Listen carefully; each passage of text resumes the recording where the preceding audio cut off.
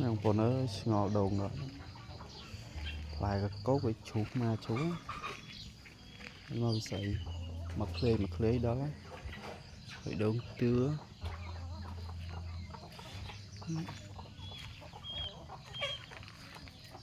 lại cháo nó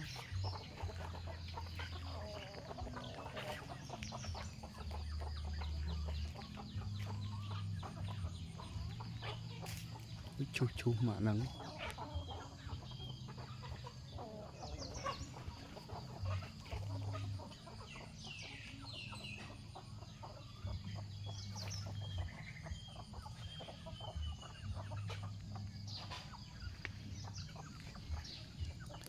bà đào miết sợi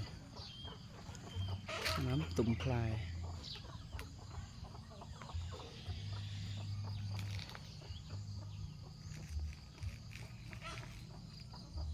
lăng ở đào miết